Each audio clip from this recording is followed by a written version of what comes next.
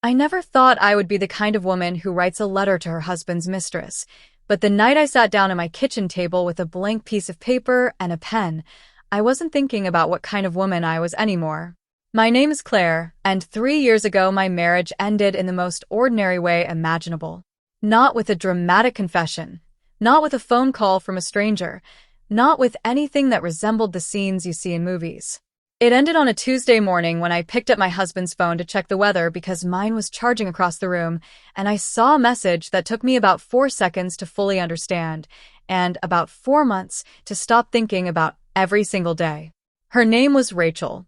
She was 31, which was 6 years younger than me, and she worked in the same industry as my husband Daniel. Not the same company, but close enough that they had been meeting at conferences and industry events for almost 2 years before I found out. The affair had been going on for 14 months. 14 months of business trips and late nights and perfectly reasonable explanations that I had accepted without question because I trusted him completely and because nothing in my life had ever given me a reason not to. Daniel and I separated 3 weeks after I found the messages. He moved out, we hired lawyers, and 6 months later we were officially divorced. He did not fight for the marriage. He said he was sorry, genuinely sorry, and I believed him, but sorry and wanting to stay are two very different things, and he didn't want to stay. He and Rachel did not end up together either, which I found out through a mutual friend about a year later, and which I felt about in a way that was more complicated than I expected. I threw myself into the practical things because that was how I survived. I kept the apartment, I kept my job, I kept my routine. I had 2 close friends who showed up consistently and a therapist I saw every Thursday who helped me understand that what I was feeling was grief, real grief, not just anger, and that grief takes exactly as long as it takes and cannot be rushed or reasoned with. By the end of the first year, I was functional. By the end of the second year, I was genuinely okay. I had rebuilt something, not the life I had before, but something that was mine in a way the previous version hadn't quite been. I was sleeping well. I was working well.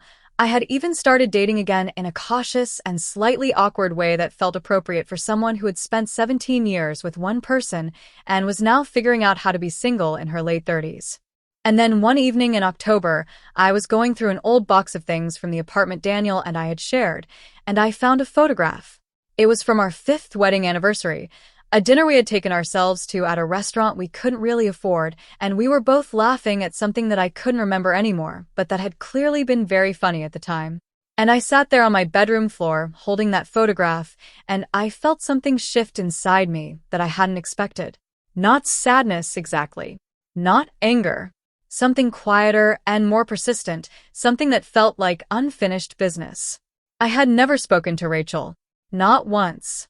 In the entire time since I found those messages, I had never called her, never emailed her, never reached out in any way. Partly because my therapist had gently suggested that contact with her was unlikely to give me what I was looking for, and partly because I genuinely didn't know what I would say if I ever had the chance to say anything at all. But sitting on that floor with that photograph, I realized, and I want to be clear that this came slowly and quietly, not as some sudden dramatic impulse, that there was something I needed to say. Not to hurt her. Not to get answers exactly, because I already had most of the answers I needed.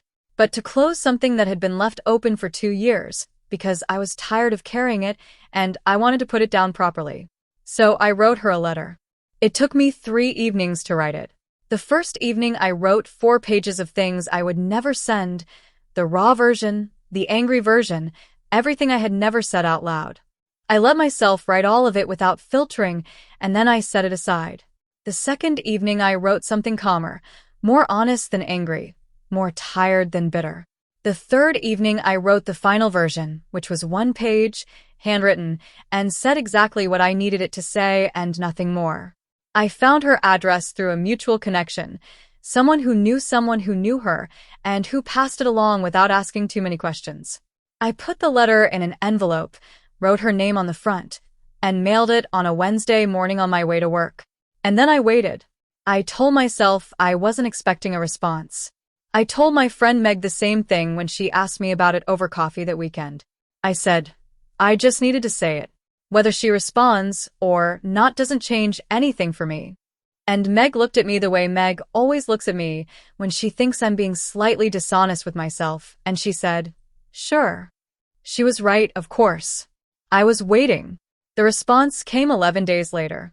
I recognized the handwriting on the envelope immediately, not because I had ever seen her write anything before, but because there was something careful about it, deliberate, like someone who had thought hard about every letter before putting it down.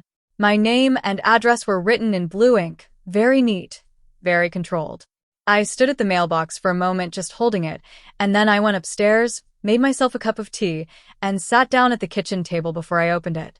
Her letter was 2 pages long. She started by saying that she almost didn't write back, that she had read my letter 4 times over 3 days before she decided that not responding would be its own kind of cowardice, and that whatever else she didn't want to be a coward about this. I respected that more than I expected to. She didn't make excuses.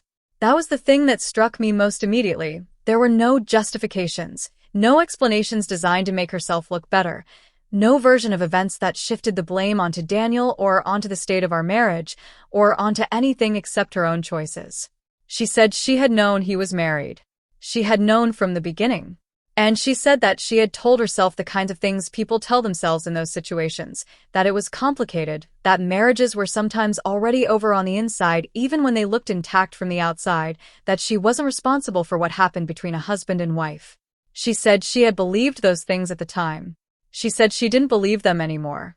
She said, and this was the part that made me put the letter down for a moment and look out the window, that the relationship with Daniel had ended badly.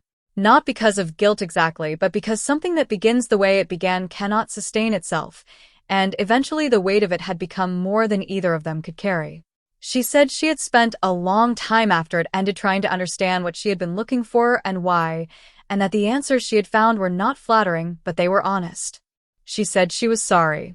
Not in the quick, deflective way people sometimes say sorry when they want the conversation to be over, but in the slow, specific way that means someone has actually sat with what they did and looked at it clearly.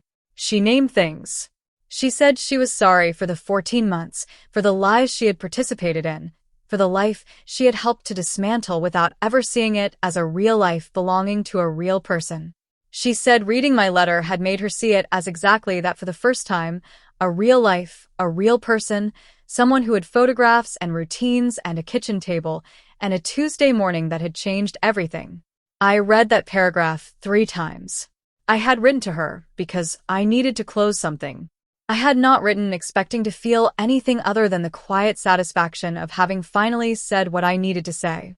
But sitting at my kitchen table reading her words, I felt something happening that I hadn't planned for and couldn't entirely control. Something that was not forgiveness exactly, not yet, but was the beginning of the conditions under which forgiveness might eventually become possible. A crack in something that had been sealed shut for 2 years. I didn't write back immediately. I gave myself 2 weeks, because I had learned by then that my first instinct in emotional situations was not always my best one, and that time had a way of clarifying things that felt urgent and complicated in the moment. I talked to my therapist about it. I talked to Meg about it. And then one Sunday afternoon I sat down at the kitchen table again with a pen and a piece of paper, and I wrote Rachel a second letter. It was shorter than the first one, half a page. I told her that I had received her response and that I had read it carefully and that it had meant something to me. Not everything, but something. I told her that I wasn't writing to become friends or to establish any kind of ongoing connection, because I didn't think that was what either of us needed or wanted. But I told her that I accepted her apology. Not because what happened was acceptable, but because I had been carrying the weight of my anger toward her for 2 years, and I was tired, and I wanted to put it down. I said that forgiving her was something I was choosing to do for myself, not for her, and that I hoped she understood the difference. I ended the letter by saying one more thing. I said, I hope you figure out what you were looking for. I genuinely do. I mailed it on a Monday morning. I never heard from her again, and I didn't expect to. What I did not expect was how I felt walking away from that mailbox. Light is the only word I have for it. Genuinely, unexpectedly light, like something I had been holding in my shoulders for a very long time had finally been allowed to rest. Not happy exactly. Not resolved in any neat or tidy sense, but lighter. Meg called me that evening because I had texted her that I had sent the second letter. She asked me how I was feeling, and I thought about it for a moment, and then I said, like I finished something. And she said, good. Now come over for dinner. I made pasta. I laughed. I said, I'll be there in 20 minutes. And I put on my coat and picked up my keys and walked out the door into the evening, and the air outside was cold and clear, and I stood on the pavement for just a moment before I started walking, and it felt exactly like what it was, the last page of something turned